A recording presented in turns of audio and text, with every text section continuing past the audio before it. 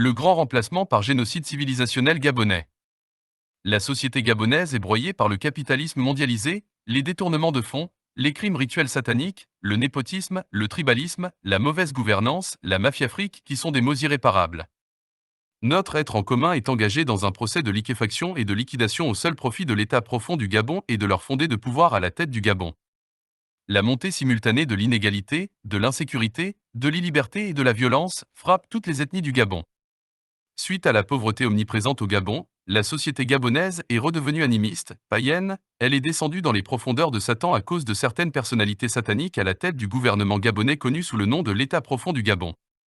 Par ailleurs, Sylvia Bongo, la marraine du grand remplacement et de l'État profond du Gabon, a 4 enfants, Malika Bongo, Noureddin Bongo, Bilal Bongo, Jalil Bongo.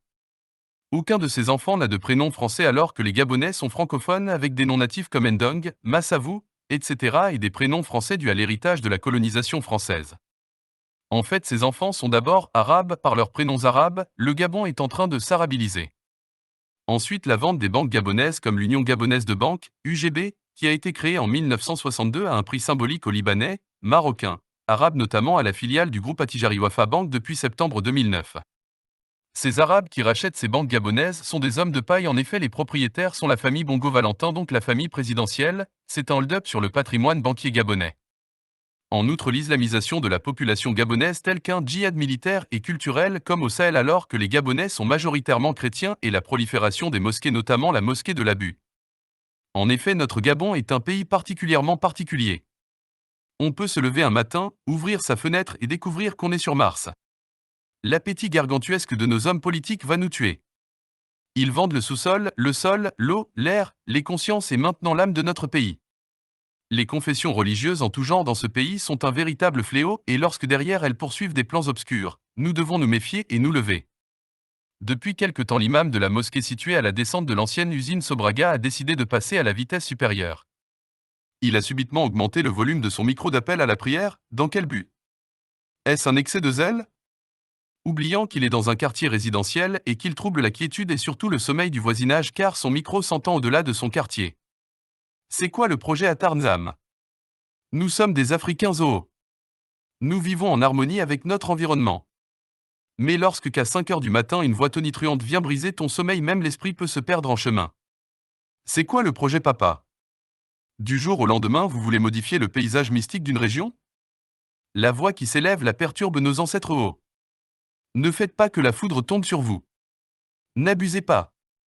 Aka.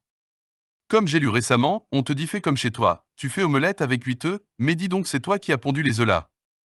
Par ailleurs, l'ingérence du roi du Maroc Mohamed VI dans la politique gabonaise, notamment la tentative de corruption des partis d'opposition et son omniprésence à Pointe-Denis comme deuxième résidence au Gabon. Sylvia Bongo détruit intentionnellement la nation gabonaise par l'éradication des pratiques culturelles, linguistiques, traditionnelles pour des raisons politiques, religieuses, économiques, ethniques et raciales. Il y a 20 ans, le concept de grand remplacement aurait été catalogué xénophobe par tout le monde. Aujourd'hui, le fait est qu'il ne l'est pas. Ils sont de plus en plus nombreux à parler du grand remplacement. Le grand remplacement, c'est une idée qu'en fait une représentation raciale et raciste du monde qui ne repose pas sur des faits scientifiques objectifs, mais qu'on va retrouver partout, repris par des hommes politiques, repris dans des médias. Le grand remplacement. Le grand remplacement. De grand remplacement. Le remplacement. Être remplacé, ça fait peur, ça veut dire que vous disparaissez. Ça peut éveiller des désirs de passer à la violence chez des individus qui, naturellement, y sont prédisposés. L'idée du grand remplacement, c'est pas une idée neuve. En gros, on pourrait presque la faire remonter au 19e siècle. Au moment où l'Occident a la maîtrise du monde. Pour faire simple, 80% des terres émergées et connues sont occupées par des grands empires. Et à ce moment-là, il y a cette idée qu'il y a des races différentes sur Terre et qu'il y aurait une hiérarchie entre ces races et que justement le mélange des races serait quelque chose de dangereux. Il y a déjà cette peur au 19e qui s'est inscrite du danger du métissage, du danger en fin de compte de perdre son âme et son identité.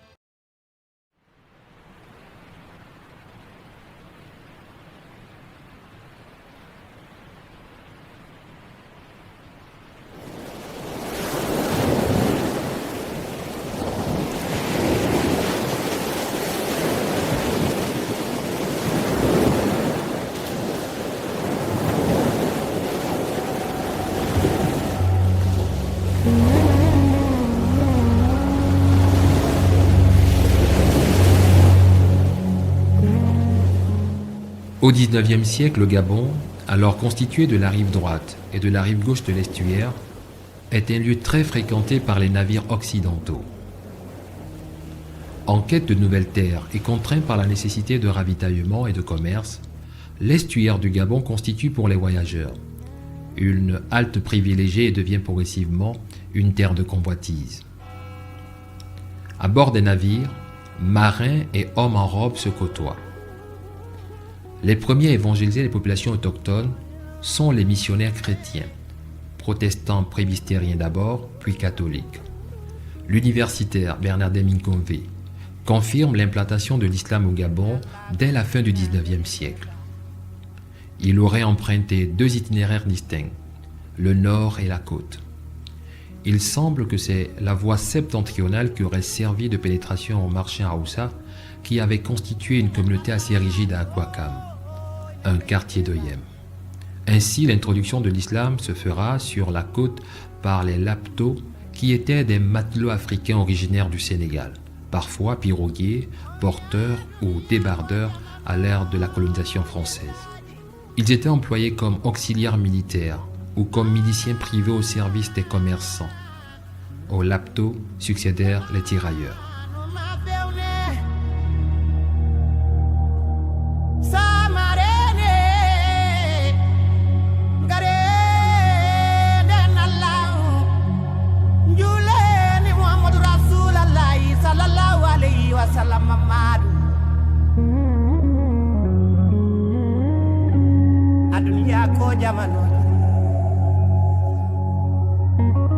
Des administrateurs sénégalais venus renforcer l'administration gabonaise véhiculèrent également l'islam. Déjà au cours du XIXe siècle, les explorateurs français recrutaient les tirailleurs sénégalais. Le sergent Malamine, l'un des plus illustres d'entre eux, accompagnant Savona de Brazza dans son exploration. Ils assuraient aussi la protection du fort d'Omal. Des commerçants sénégalais, musulmans pour la plupart, se joindront à eux. Le plus célèbre fut Demba Ndiaye.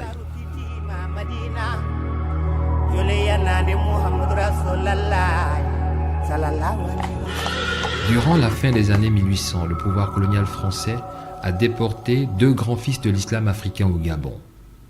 Ce furent Samori Touré, héros de la résistance anticoloniale, et Cheikh Ahmadou Bamba, chef spirituel et théologien de l'islam. Al-Mami Samori Touré avait créé son empire, le Wassoulou dont la capitale était Bizandoumou. Cet empire s'étendait de la Guinée à la Haute-Volta, actuelle Burkina Faso, et de la forêt tropicale au Sahara sur près de 400 000 km². Samori Touré sera capturé le 29 septembre 1898 par le commandant Gouraud et déporté en Djolé au Gabon sur l'île du Pénitencier. Samori Touré meurt en captivité le 2 juin 1900 des suites d'une pneumonie. C'est le cheikh Ahmadou Bamba qui lui dit les prières funéraires. Ahmadou Bamba, cheikh Ahmad ibn Mohamed ibn Habib Allah, est un théologien musulman, marabout issu d'une lignée de marabouts. Il est né en Mbacké, une ville fondée par son arrière-grand-père dans le royaume de Baol, le Sénégal. Aussi appelé Khadim Rassoul, ce qui signifie en arabe serviteur du prophète, il deviendra l'une des figures les plus importantes de l'islam de la région et fondera la confrérie des Mourides. Accusé par l'administration coloniale française de préparer une guerre sainte, il est déporté au Gabon en 1895. Pourtant, il appelait les hommes à se tourner vers Dieu, prêchant la non-violence, la quête du savoir utile, le travail, le courage pacifique, la détermination et la foi en Dieu. Dans sa déportation au Gabon, le quartier Montagne Sainte deviendra l'une des étapes symboliques avec la ville de Lambaréné et Mayumba, ville où il demeura en captivité durant 7 ans et 9 mois. Libéré en 1902, il retourne à Dakar la même année. Il meurt en 1927.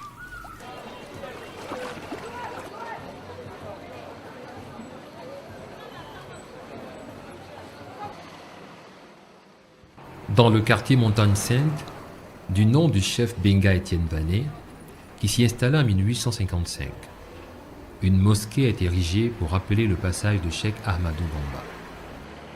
L'impulsion véritable de l'islam au Gabon date de 1931 avec la construction de la mosquée d'El Hadj Mbaïndari, appelée aussi mosquée centrale, située près du commissariat central de la police de Libreville.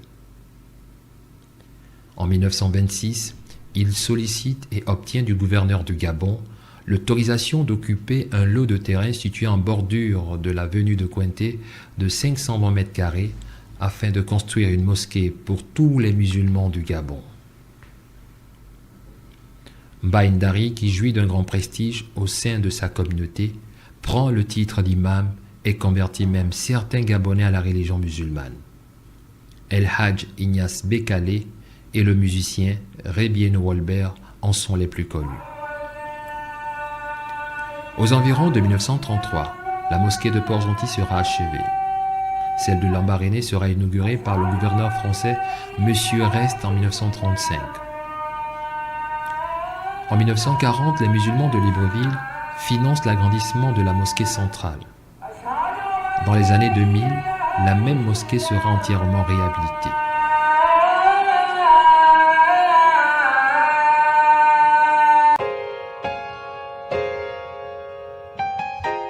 L'année 1973 marque un tournant décisif.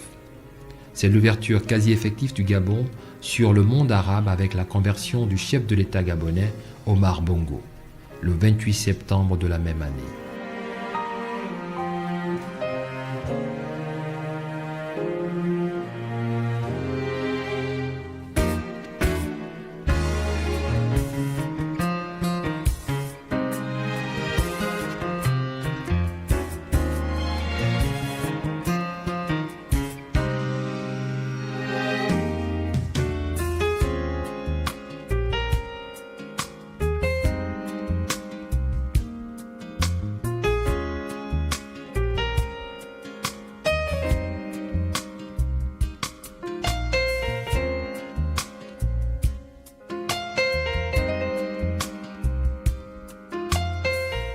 Aujourd'hui, l'épanouissement de l'islam est favorisé par deux organismes, le Conseil supérieur des affaires islamiques du Gabon et la Ligue islamique mondiale.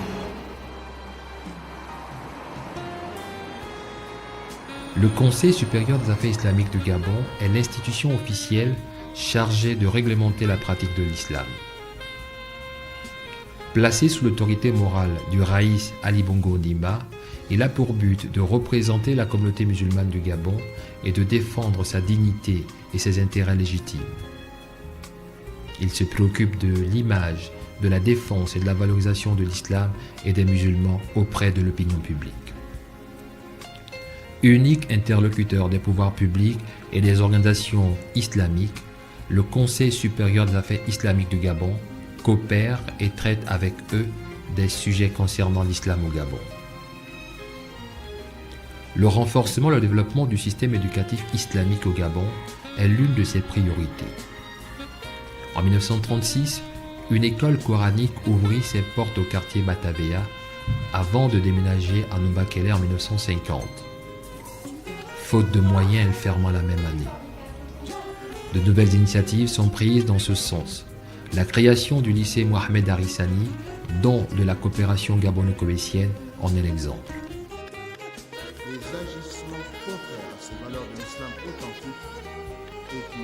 La Constitution gabonaise, dans son article 2, de la République et de la souveraineté, dit que la République est indivisible, laïque, démocratique et sociale. Il affirme la séparation de l'État et des religions et reconnaît toutes les croyances sous réserve du respect de l'ordre public.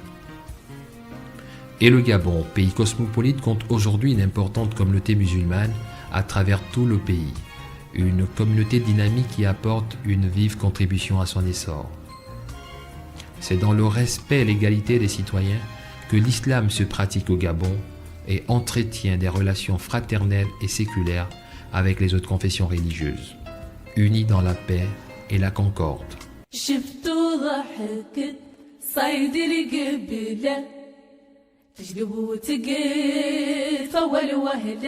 وحدة قالت صيد القبلة عنده ضحكة ترفع البلة منها ضحكة وشكلة قطعا عنها متمشكلة شفتو ضحكت صيد القبلة تجلب وتقيت فول وهلة وحدة قالت صيد القبلة عنده ضحكة ترفع البلة منها الضحكة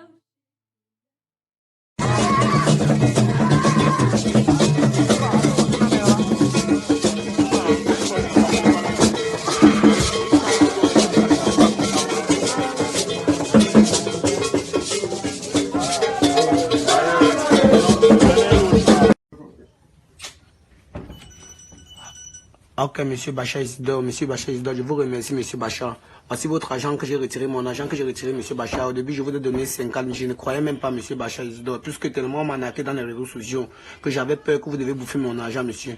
Je vous ai donné une somme de 500 000, voici une somme de 50 000, monsieur. Voici 500 000 que je viens de retirer, monsieur Bachar Isidore. Merci, monsieur Bachar Isidore. Pour moi, vous êtes comme un dieu, comme un papa, monsieur Bachar Isidore. Je conseille à tous mes frères camerounais de bien faire confiance à monsieur Bachar Isidore, car c'est un homme sérieux et fiable.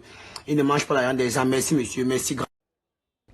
À l'heure du ramadan, les autorités gabonaises jouent la carte de la prudence contre les menaces des groupes terroristes qui sévissent déjà dans certains pays voisins. Pour ce faire, une réunion entre les ministres de l'Intérieur et de la Défense avec les communautés musulmanes et étrangères s'est tenue le 1er juillet dernier pour tirer la situation au clair.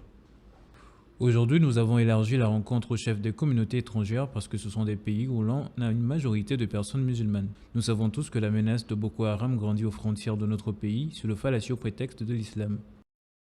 Pour le ministre de l'Intérieur, tout part d'un constat et de certaines informations recueillies et d'y prendre la mesure de la situation.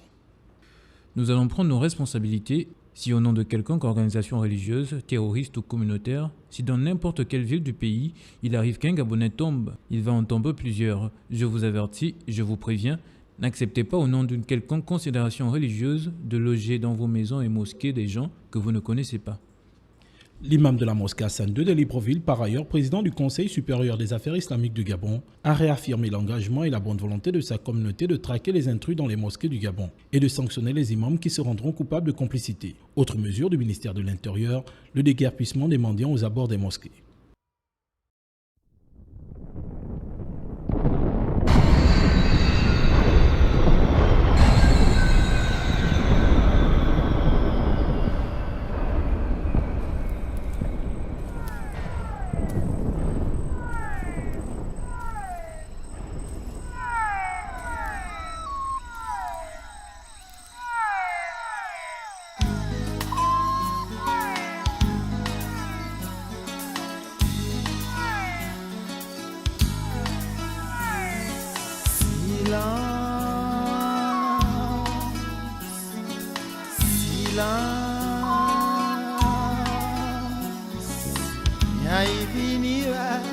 Ilanda ya tanda nyoe, mia bandiza yo, nimbia ya rami wami, olala, ovaka, omanga, igu, eni meni nimba, ilosi, ilasa, silence, silence, nyarwaniziwe. Ikamba sintwani zaga ya pungi nawe aganda mimpungaga na ibembe na ngozo na nkwana na rondo yanga niregwe ezenge oe